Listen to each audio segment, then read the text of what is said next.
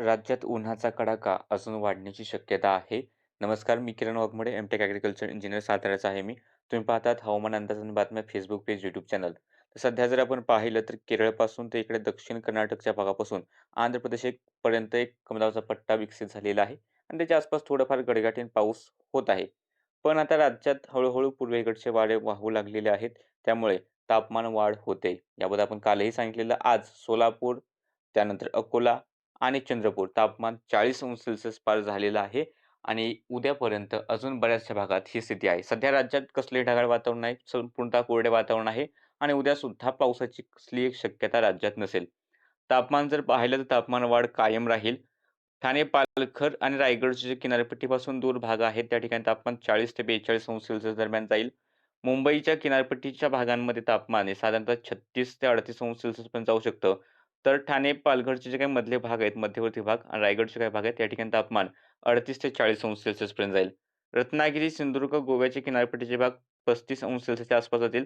तर किनारपट्टीपासून दूर असलेले भाग साधारणतः 38 ते 40 अंश सेल्सिअस पर्यंत जाण्याची शक्यता राहील. कोल्हापूरपासून ते इकडे मध्य महाराष्ट्रातील सर्वच जिल्हे आहेत. थोडासा सातारचा भाग वगळता या संपूर्ण मध्य महाराष्ट्राच्या भागांमध्ये तापमान हे 38 ते 40 अंश सेल्सिअस दरम्यान जाण्याची शक्यता दिसते. आणि हा जो काही घाटमाथ्याचा भाग आहे, या ठिकाणी मात्र एवढं तापमान नसेल. उंच डोंगर रांगा असल्यामुळे घाटाच्या वरच्या भागामध्ये तापमान हे 35 अंश सेल्सिअसच्या आसपासच राहण्याची शक्यता राहील. त्यानंतर मराठवाडा विभाग संपूर्ण जिल्ह्यांमध्ये तापमान आता 38 ते 40 अंश सेल्सिअस दरम्यान जाईल. म्हणजे 40 पर्यंत तापमान पोहोचणार आहे. इकडे अकोलाचा भाग आहे किंवा इकडे अमरावती आणि बुलढाण्याचे उत्तर भाग तापमान 40 ते 42 अंश सेल्सिअस पर्यंत जाईल. चंद्रपूर, गडचिरोलीचं तापमान 40 ते 42 अंश सेल्सिअस दरम्यान जाण्याची शक्यता आहे आणि राहिलेल्या विदर्भाच्या भागांमध्ये तापमान हे साधारणतः 38 ते 40 अंश सेल्सिअस दरम्यान राहण्याची शक्यता दिसते. म्हणजे राज्यात बऱ्याच ठिकाणी तापमान आता 40 अंश सेल्सिअसपर्यंत जातंय. येत्या 1-2 दिवसांमध्ये तापमान अजून वाढ होईल. विदर्भ 42 अंश सेल्सिअस ते 45 अंश सेल्सिअसपर्यंत जाईल. मराठवाडा 41 ते 43 अंश सेल्सिअसपर्यंत जाईल. मध्य महाराष्ट्राचे भाग ते साधारणतः 39 ते 42 अंश सेल्सिअसपर्यंत जाण्याची शक्यता राहील.